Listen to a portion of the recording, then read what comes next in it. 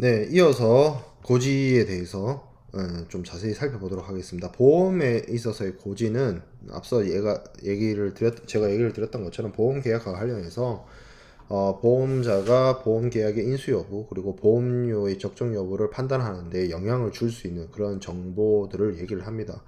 뭐 그런 것들을 다 이제 통칭하는 말이 이제 중요한 사실, 보험 계약과 관련이 되어 있는 중요한 사실을 어, 다 알려야 된다. 피보험자가 보험자에게 알려야 된다라고 하는데 사실 요게 좀 애매해요. 중요하다는 게 네가 생각하는 중요함과 내가 생각하는 중요함이 다를 수도 있고, 그래서 그 범위라는 것이 되게 애매한 측면이 있는데 MIA와 같은 기존의 영국 보험법에서는 고지를 해야 되는 사안에 대해서 피보험자가 알고 있는 사실, 그리고 알고 있을 거라고 추측되는 사실, 뭐 피보험자의 대리인이 알고 있는 사실, 이렇게만 조금 애매한 표현으로서 이야기를 하고 있고요. 고지가 필요 없는 거에 대해서 조금 명확하게 얘기를 하고 있습니다.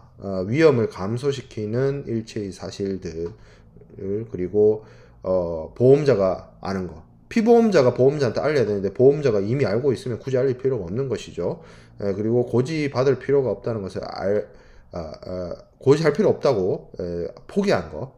그런 경우에도 알릴 필요가 없고, 뒤에서 보겠습니다만 그 보험의 담보 특약 워런티를 통해서 피보험 그 보험자가 알 수 있는 사실에 대해서는 따로 고지할 필요가 없다라고 이야기를 하고 있습니다. 그 여기서의 담보는 앞에서 봤던 커버가 아니고요. 12번 슬라이드에 있는 이 담보 특약을 의미합니다. 그래서 이걸 통해서 보험자가 알게 되는 사실이 있기 때문에 따로 알려줄 필요 없다는 겁니다. 그러니까 이거는 별로 중요치 않거나 아니면 다른 루트로 보험자가 알게 되기 때문에 굳이 알릴 필요가 없다는 거예요. 좀 애매한 측면이 없지 않아 있습니다. 이 고지를 잘못을 했을 때, 기본적으로 이 고지를 잘못을 했을 때,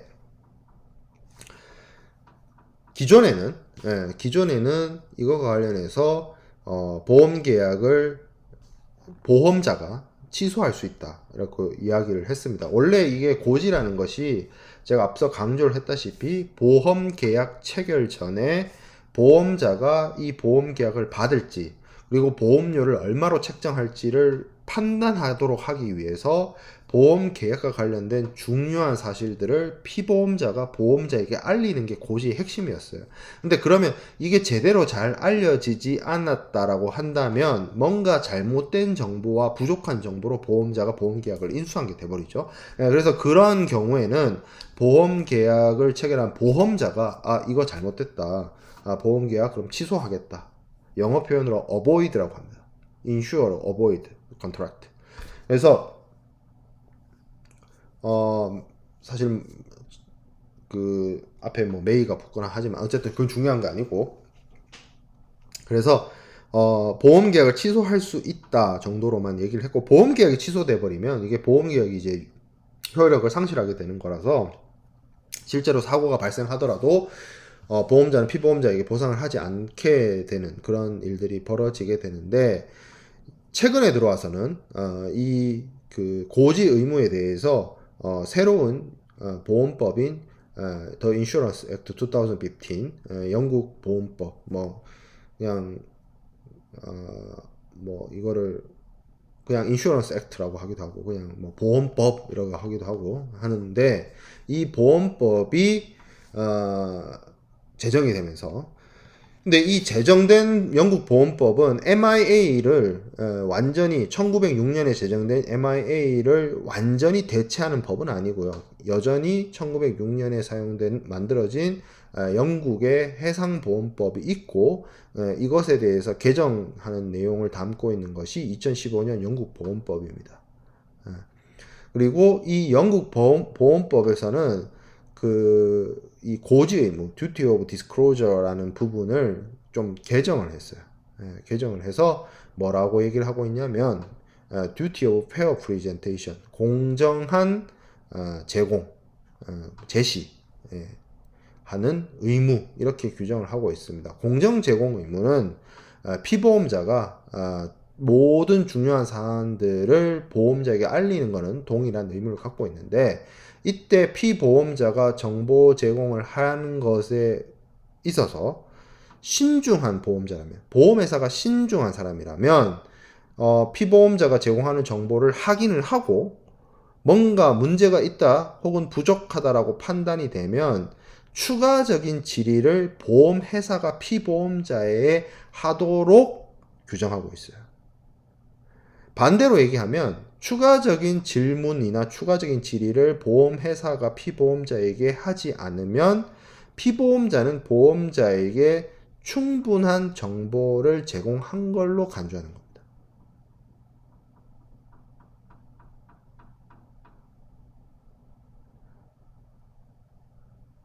예전에는 MIA 기존에서의 고지 의무는 무조건 모든 중요한 정보를 피보험자가 보험자에게 전달을 해야 했고, 그것에 대해서 제대로 이루어지지 않으면 보험자가 보험 계약을 취소할 수 있다, 이런 규정이었지만 이제는 문제가 있거나 부족한 정보라고 보험자가 판단이 되면 자기가 알아서 스스로 물어보라는 거죠, 피보험자한테.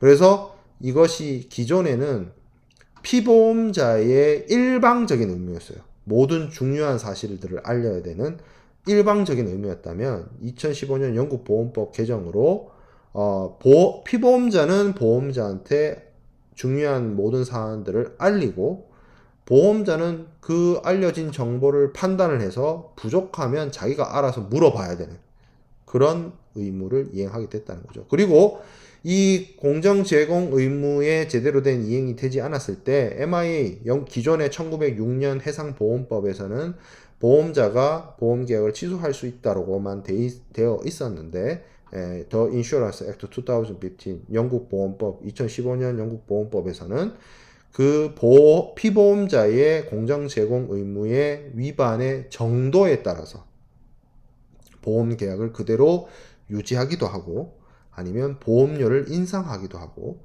아니면 보험 계약 내용을 변경하기도 하고 아니면 보험 지급된 보험료의 비율에 따라서 보상하기도 하고 그리고 보험 계약이 취소되기도 할 수 있고 이런 의무 위반의 심각성에 따라서 그 결과와 조치가 달라진다라고 규정하고 있습니다.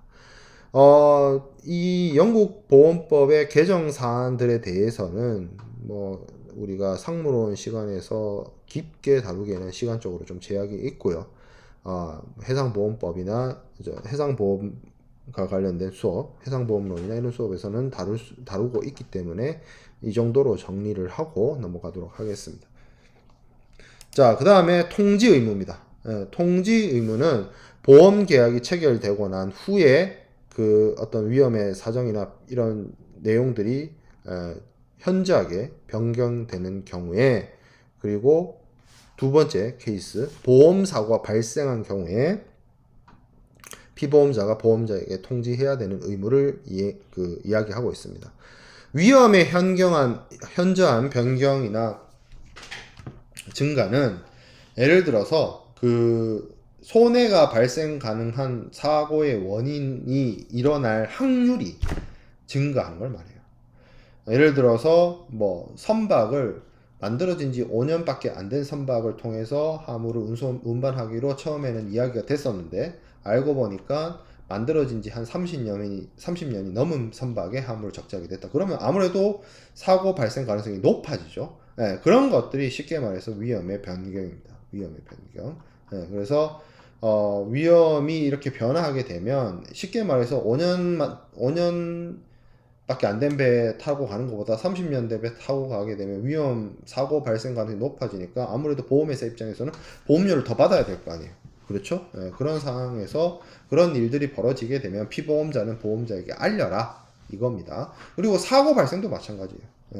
사고의 원인을 파악해야 되고 손해의 범위를 파악해야 되고 손해의 정도를 파악해야 되기 때문에 보험자가 적절한 조치를 취할 수 있도록 피보험자가 보험자에게 알려줘야 되죠. 사고가 났다라고. 그런 것들은 다 통지 의무로서 피보험자가 지켜야 되는 의무라고 볼 수가 있겠습니다.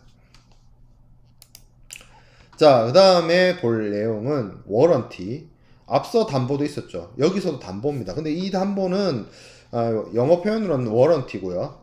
그리고 담보란 표현을 쓰기도 하지만 담보 특약이라는 표현을 쓰기도 합니다.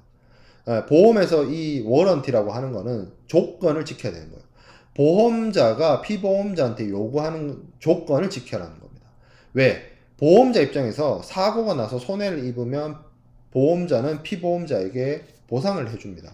내가 너한테 사고가 나면 보상을 해줄 테니 너는 최소한 이거는 해. 이거는 지켜줘. 라고 보험자가 피보험자한테 요구하는 조건이 이 워런티라는 거예요.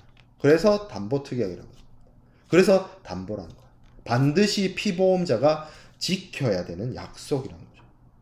그래서 이 약속이기 때문에 계약의 어떤 전제가 되는 약속이기 때문에 피보험자가 이것을 위반을 하게 되면 보험자는 그 즉시 보험 계약의 의무와 책무에서 면책이 됩니다. 보험자가 보험 계약에서 면책이 된다는 말은 다시 얘기를 하면 보험 사고가 발생하더라도 보험회사가 피보험자한테 보상을 하지 않아도 된다는 말이에요. 그러면 이 담보는 대충 어떤 것들이냐? 피보험자가 당연히 지켜야 되는 거. 그리고 어떤 조건을 충족시켜야 되는 거. 그리고 피보험자와 피보험자가 소유하고 있는 그 보험 대상물이 어떠한 상태여야 한다는 거. 어떠한 상태가 아니어야 한다는 거. 이런 것들이 담보특약의 내용이 들어가 있습니다. 그래서 이 담보특약은 크게 나눠봤을 때 보험 증권이나 별첨되는 서류에 명시적으로 기재되어 있는 명시담보, 그리고 굳이 계약서나 증권에 적어두지 않아도 너와 나 사이에 불문율처럼 반드시 지켜져야 되는 묵시담보. 명확하게 기재했느냐? 그렇지 않느냐? 그 기준으로 명시담보와 묵시담보로 나뉘게 됩니다. 명시담보는 뭐 대표적으로 이런 것들이 명시담보예요. 중립담보. 중립담보라고 하는 거는 보험 목적물이 중립적이어야 한다는 것인데, 뭐 우리가 알고 있는 중립국이라고 하면 영세 중립국이라서 뭐 스위스나 스웨덴 뭐 그런 것들을 의미하죠. 그래서 뭐 모든 화물이 스위스 물건이어야 된다, 스웨덴 물건이어야 된다, 그런 뜻이 아니라 최소한 적성 국가로부터 공격받지 않을 수 있는 그런 중립적인 상태여야 한다는 의미입니다. 그러니까 적성 국가로부터 공격받지 않도록 해야 된다는 선언적인 내용이에요. 중립담보는. 왜냐하면 이 보험이란 것이 유럽에서 태동을 했고, 유럽은 20세기에 뭐 세계 1차 대전, 세계 2차 대전과 같은 큰 전쟁을 여러 번 치렀습니다. 특히 해상에서의 어떤 뭐 유보트라든지 뭐 이런 사고들이 많이 발생을 했고, 그로 인해서 상선들이 엄청나게 많은 피해를 입었죠. 그러다 보니 해상보험에서도 적성 국가, 전쟁 중인 상대방 국가로부터 공격받을 위험성에 대해서 이 공격받지 않도록 하기 위한 노력을 이제 보험회사가 피보험자에게 요구하는 겁니다. 자, 그 다음에 보험 목적물, 뭐 화물이 안전해야 된다. 특정 날, 특정한 기간 동안 안전해야 된다. 이게 너무나 당연한 얘기지만 너무나 당연하기 때문에, 그리고 중요하기 때문에 보험 계약서에 규정을 해 놓았죠. 그리고 항해 담보가 있습니다. 뭐 협회 담보 뭐 이렇게 얘기하기도 하고, 경우에 따라서는 이제 항해 담보, 협회 담보 뭐 좀 혼용돼서 쓰긴 하는데, 어떤 특정한 지역이나 구간이나 기간에 항해를 금지하거나 뭐 하는 그런 내용들이 항해담보, 협회담보의 내용입니다. 그래서 대표적으로 북아메리카, 뭐 발틱해, 북극해, 베링해, 여기서 말하는 북아메리카는 로스앤젤레스, 샌디에고 뭐 이런 데를 얘기하는 것이 아니라 캐나다 위쪽 허드슨 그 허드슨만이라 하나? 그 위쪽. 발틱해는 거기 말하는 거죠. 핀란드 있고 뭐 그런 쪽. 그리고 북극해, 북극 쪽. 그렇죠? 베링해는 시베리아와 알래스카 사이를 말합니다. 느낌적인 느낌으로 엄청 춥죠? 그런데 겨울철에 항해하지 마라. 그리고 인도양. 인도양은 가장 뜨거운 바다죠. 적도를 지나고 있는, 거기에 여름철에 석탄을 수송하지 마라. 뭐 이런 내용들이 대표적인 협회담보, 항해담보가 됩니다. 자, 그리고 선비담보는 아까 제가 선비 디스버스먼트의 개념이 선박을 운용하기 위한 비용이라고 얘기를 했고, 뭐 대체적으로 연료, 선원들의 급료, 소모품, 뭐 부속품, 뭐 식음료품 뭐 이런 것들이 들어간다라고 얘기를 했는데, 아무래도 부속품이고 소모품이기 때문에 이런 것들을 보험에 부부할 수 있습니다. 하지만 이 선비를 보험에 부부할 때는 선박, 선체, 그러니까 헐 인슈어런스의 부부에게 가입 금액의 25%를 넘지 않도록 하고 있습니다. 이거는 그 보험 계약을 체결을 할 때 이런 어떻게 보면 좀 사이드잖아요. 이런 선비 이런 것들이 너무 과도하게 책정되어서 보험 계약을 체결을 할 때 보험료를 낮추기 위한 일종의 꼼수로 활용되는 것을 막기 위해서 선비 담보가 규정이 되어 있습니다. 자, 그 다음에 보게 될 것은 적법성, 묵시담보입니다. 묵시담보의 가장 중요한 것은 이제 적법성과 가망성이 있는데, 적법성은 그 보험의 대상이 되는 대상물이 적법한 물품, 그러니까 밀수하는 물품이거나 뭐 작물이거나 이런 것이 아니어야 된다라는 것이고, 감항성이라고 하는 것은 이제 다른 말로 내항성이라고 하기도 하는데, 선박이 바다의 항해를 견딜 수 있어야 된다. 너무나 당연한 거죠. 두 가지 모두 다. 그래서 뭐 예를 들어서 마약을 수출하면서 뭐 보험을 들겠다? 안 되고요. 그리고 내가 화물을 미국으로 보내는데 돛담배에 실어가지고 보험을 부부하겠다? 당연히 안 되는 거예요. 이거는 너무나 불문율과 같은 이슈라서 그런 화물의 경우에는 묵시담보 위반이 됩니다. 그래서 이것들도 당연히 피보험자가 보험자에게 지켜야 되는 약속들이다. 이런 것들이 다 이제 보험에서 말하는 담보특약, 워런티에 해당이 되는 내용들이 되겠습니다. 자, 이 부분도 인슈런스 액트에서 개정이 됐는데요. MIA 기존에 1906년에 만들어진 해상보험법에 있어서는 이 담보 위반이 발생하게 되면 그 위반 이후에 사고가 나더라도 보험자가 면책이 되도록 규정을 하고 있었어요. 여기 MIA 제33조에. 그런데 인슈런스 액트에서는 일단 예를 들어서 담보 위반이 발생했습니다. 어디 들어가지 마라, 베링해나 이런 데 가지 말라라고 했는데 실수로 들어갔어요.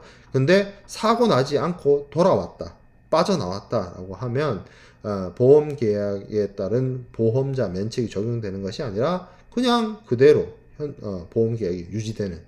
그러니까 담보 위반을 하긴 했는데 이것을 고쳤다, 이것을 수정했다, 이것을 바로잡았다는 것을 인정해주냐 안 인정해주냐였는데, 기존에 1906년에 만들어진 MIA 마린 인슈런스 액트에서는 인정하지 않았지만 최근에 나온 2015년의 인슈런스 액트에서는 이런 것들을 회복하는 것을 인정을 해준다는 거죠.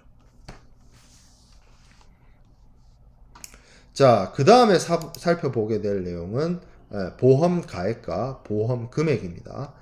이걸 좀 잘 알아둘 필요가 있는데, 어떤 것들이 있다라고 했을 때 보험 가액과 금액에 대한 좀 헷갈려하는, 이거를 이제 실제로 여러분들이 무형영어 시험이나 이런 걸 볼 때 조금 헷갈려하는 친구들이 없지 않아 있습니다. 피보험 이익부터 먼저 설명을 하도록 할게요.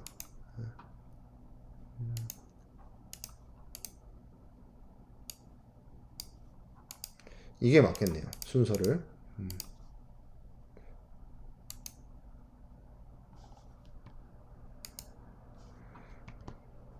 자, 그러면 피보험 이익부터 먼저 설명을 하겠습니다. 피보험 이익은 기본적으로 이 경제적 이해관계를 얘기를 합니다. 많은 사람들이 이 보험에 대해서 오해를 하고 있는 것 중에 하나가 화물 그 자체, 선박 그 자체에 집중을 할 수밖에 없어요. 왜냐하면 그게 보이는 물건이기 때문에. 근데 보험을 체결하는 목적 내지는 보험의 그 진짜 진정한 이유는 얘네들, 이 눈에 보이는 물건을 어떻게 하겠다는 것이 아니라 그 물건을 소유하고 있는 소유자, 화물 같으면 하주, 선박 같으면 선주와 그 물건 사이에 있는 경제적 이해관계를 보호하는 것이 보험입니다. 그 경제적 이해관계, 그러니까 쉽게 말해서 하주가 하주가 자신의 화물에 대해서 가지고 있는 경제적 이해관계, 이들 사이에서의 경제적 이해관계는 대표적으로 소유권입니다. 소유권을 생각해보면 쉽어요. 내가 어떤 물건에 대해서 경제적 이해관계를 가지고 있다? 내가 저 물건의 주인이기 때문이죠. 제가 여러분들 물건이나 뭐 여러분들이 갖고 있는 재산에 대해서 경제적 이해관계가 없어요. 왜? 내 물건이 아니기 때문에. 예. 그렇게 생각해보면 이해가 될 겁니다. 그래서 보험이라고 하는 거는 이 어떤 물건의 주인과 그 물건 사이에 있는 경제적 이해관계, 소유권이 됐든 담보권이 됐든 수익권이 됐든 뭐 그런 것들, 그런 것들을 보호해 주는 겁니다. 내가 저 물건을 가지고 있음으로 있어서 얻을 수 있는 어떤 경제적 이득이나 이런 것들이 있다라고 쳤을 때, 그게 예를 들어서 100이라면 그 100을 보험에 부과하는 것이고, 그게 경제적 이해관계이고, 그것이 피보험자와 보험 목적물과의 경제적 이해관계이면 그게 보험을 부보할 수 있는 insurable interest, 보험에 부보 가능한 이익이라는 피보험 이익으로 직결되는 개념입니다. 그렇기 때문에 내가 내 재산, 내 차, 내 집을 보험에 드는 거지 남의 차, 남의 집을 보험을 들 수가 없는 거예요. 왜? 내게 아니니까. 내게 아니기 때문입니다.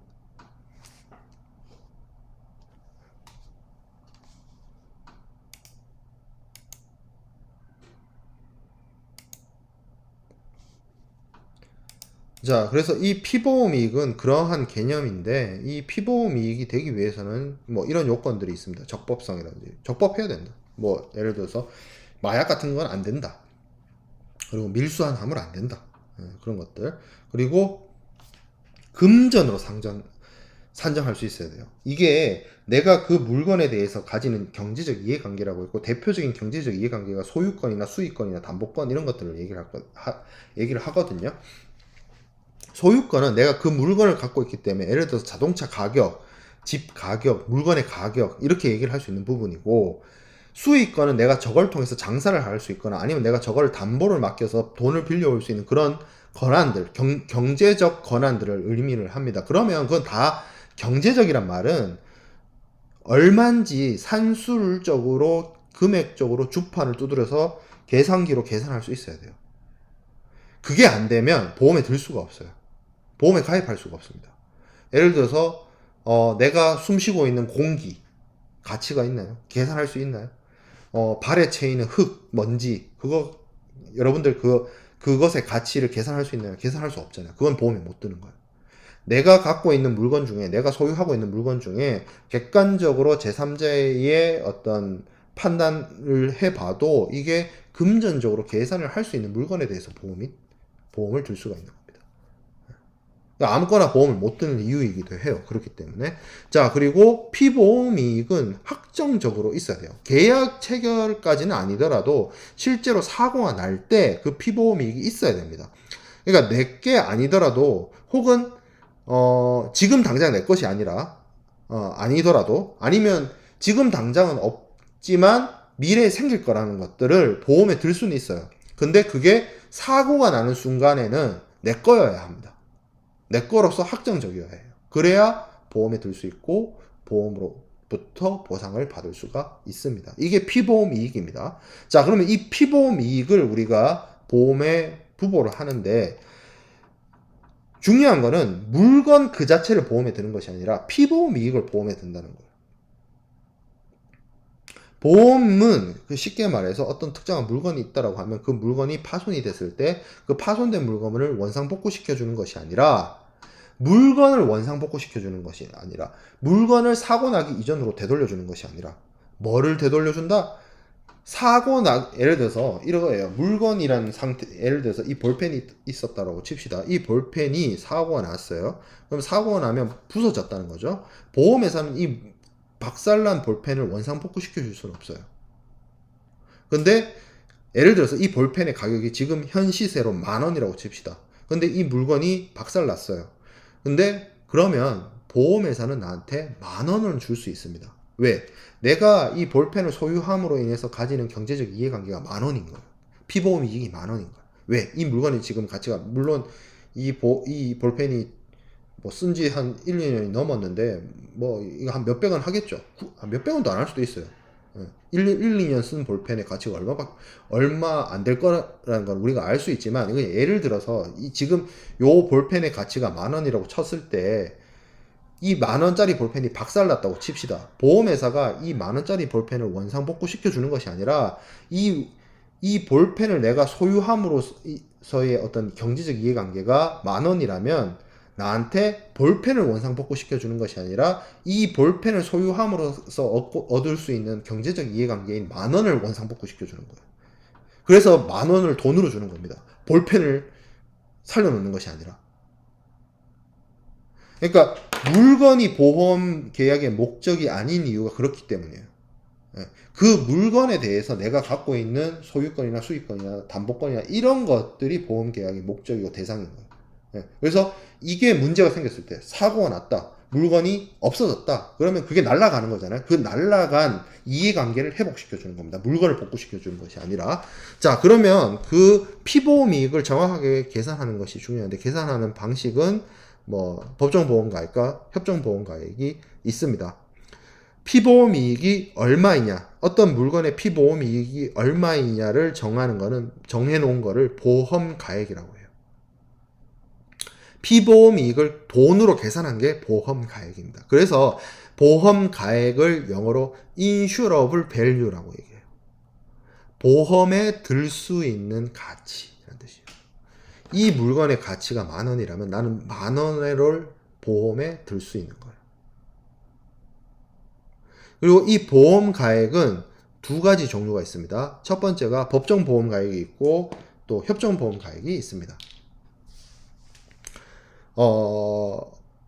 말 그대로, 문자 그대로의 정의를 설명을 드리면, 법정보험가액은 법으로 정한 보험가액이고요. 협정보험가액은 보험자와 피보험자가 임의로 협의해서 정한 가액입니다.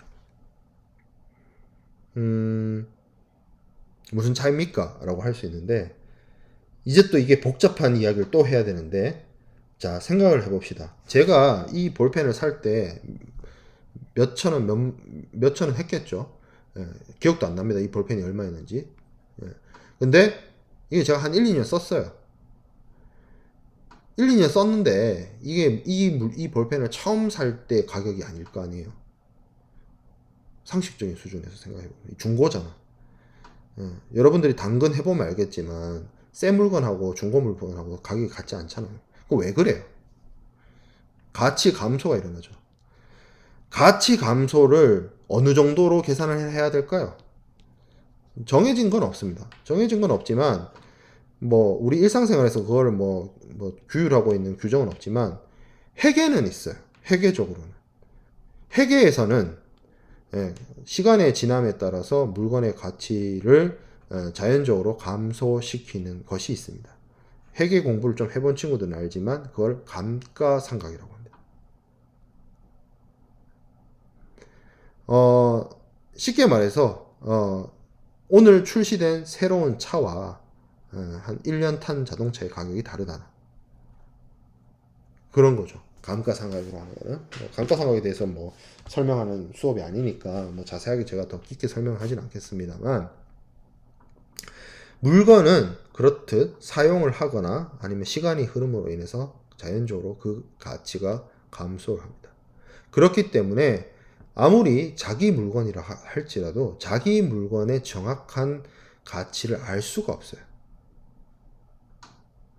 팔아보지 않는 이상. 그 물건을 시장에 당근 같은 데 내놓고 팔지 않는 이상. 예를 들어서 이 볼펜을 제가 당근에 1,000원 해가지고 올려요. 그래서 1,000원에 누가 샀어요. 그럼 이 볼펜의 가격은, 이 볼펜의 경제적 이해관계는, 이 볼펜의 피보험 이익은 1,000원인 거죠. 왜? 내가 팔아보니까 이게 1,000원에 팔리네? 그럼 알 수 있는 거죠. 근데 이걸 내가 팔아서 1,000원에 누가 사갔으니까 내가 이 볼펜의 가치가 1,000원인 걸 아는 거지, 그 행위를 안 했다면 난 이 볼펜의 가격을 정확히 알 수가 없어요. 죽다 깨나도. 그렇지 않나요? 그죠? 그래서 이게 이 볼펜의 가치가 얼마인지를 모르긴 하는데 이 볼펜을 내가 보험을 들려고 해요. 그럼 어떻게 해? 보험회사랑 한번 따져보는 거죠. 고민해보는 거죠. 야, 이 볼펜을 내가 보험에 들려고 하는데 이 볼펜의 가치가 얼마 정도 될까? 그러면서 보험회사랑 나랑 논의를 해봅니다. 그래서 대충 이렇게 다른 분야에서 감가상각이나 이렇게 하는 걸 보니까 1년에 가치가 몇 퍼센트씩 감소해서 이 볼펜은 산지 2년이 지났으니까 가치가 몇 퍼센트 하락해가지고 이거 그러면 한 800원? 이렇게 정하는 거예요. 그럼 800원을 하자. 오케이. 이게 뭐예요? 협정보험가액이에요. 미리 정하는 거. 근데 이거를 합리적으로 이런 식으로 이게 제가 이렇게 중얼중얼한 거를 합리적이라고 여러분들이 생각할지 안 할지 난 잘 모르겠는데 이렇게 합리적인 감가상각이나 이런 방법이나 이런 규정을 통해서 보험자와 피보험자가 합의해가지고 가격이 결정되면 정해 놓으면 되는데 보험자와 피보험자의 입장이 일치되지 않고 평행선을 달릴 수가 있어요. 좀 논의하기가 어려운 거. 그리고 이거를 감가상각을 하거나 하긴 것이 좀 곤란해서 아니면 제가 이걸 팔아보니 천 원이나 했다라는 것처럼 어떤 물건이 내 거긴 한데 그 물건과 동일한 물건이 어떤 국제 시세가 있는 물건들이 있을 수 있어요. 예를 들어서 원유라든지 석탄이라든지 곡물이라든지 이런 거. 내 거와 비슷한 품질을 갖고 있는 물건이 국제 시세가 있어. 예. 근데 국제 시세가 막 변동을 해. 예, 그런 경우도 있을 수 있고. 그러니까 시세가 수시로 변동하는 물건이 있을 수도 있고 아니면 정확하게 그 물건의 어떤 경제적 이해관계를 계산을 하기가 복잡한 물건이 있을 수도 있어요. 그렇죠? 네, 그래서 그런 것들을 미리 보험자와 피보험자가 합의해서 정하기가 곤란할 수 있습니다. 네, 그러면 이런 선택을 할 수 있어요. 우리가 보험 계약을 체결을 하는데 이 물건의 정확한 가치를 알 수가 없어. 그거를 계산을 하려고 하니까 계산하는데 방법도 없고 시간도 많이 걸리고 정확하게 계산하기도 어려워. 그냥 일단 보험계약 체결해. 다만 사고 나면 그때 이게 정확히 얼마인지 돈을 좀 써가지고 감정평가사 이런 사람들 써가지고 그때 판단하자. 사고 안 나면 어차피 내가 보험회사가 피보험자한테 보험금을 지급할 일이 없으니까 그냥 넘어가면 되잖아. 라고 하는 게 법정보험가액이에요. 그래서 협정보험가액은 미리 보험가액을 정한다 해서 기평가, 법정보험가액은 보험가액을 정하지 않았다 해서 미평가라고 합니다. 기혼, 미혼 하듯이 결혼한 사람 기혼자, 결혼 안 한 사람 미혼자잖아요. 평가를 한 금액은 기평가, 평가 안 한 금액은 미평가라고 합니다. 그래서 법정보험가액은 미평가, 협정보험가액은 기평가 이렇게 얘기를 하는 거예요.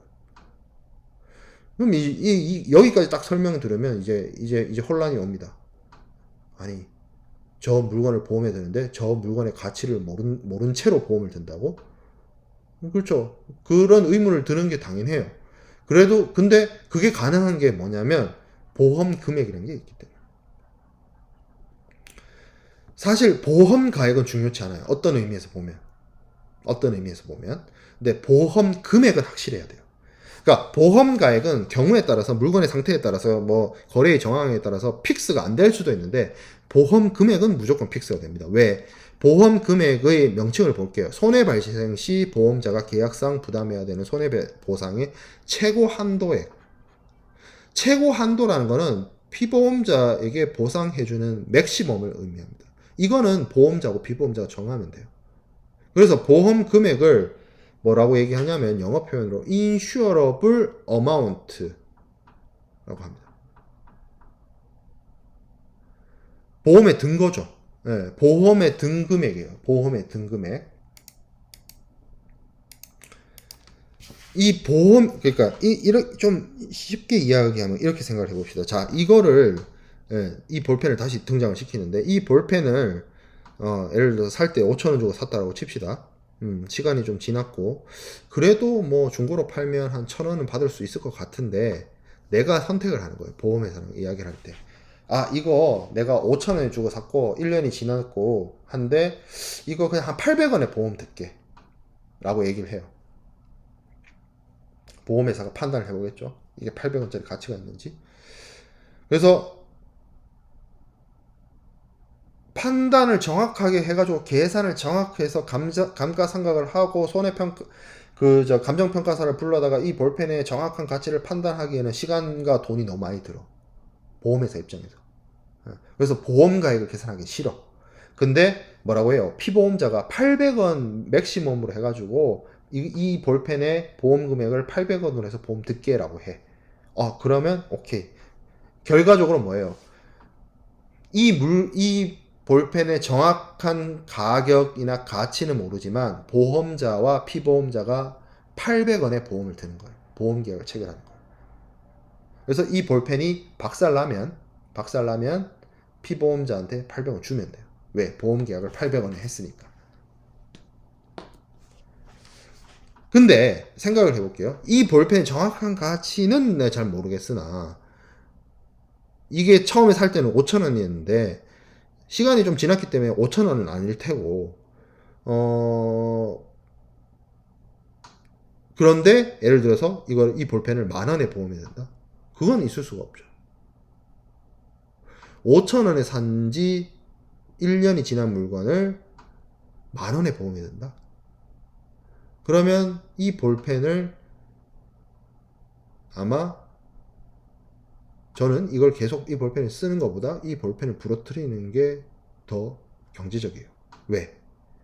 이 볼펜은 5,000원짜리였고 5,000원에서부터 계속 가치가 감소를 하고 있었는데 이 볼펜이 없어지면 나는 10,000원을 버는 거예요.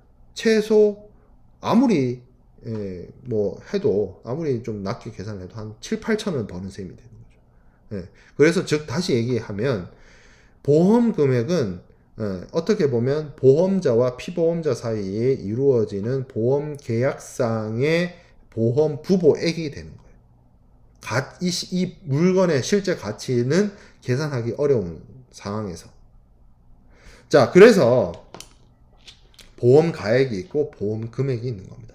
그래서 보험 가액은 경우에 따라서 보험 계약 체결할 때 안정해지기도 하고, 그리고 보험 계약이 끝날 때까지 안정해지기도 해요. 보험 가액이.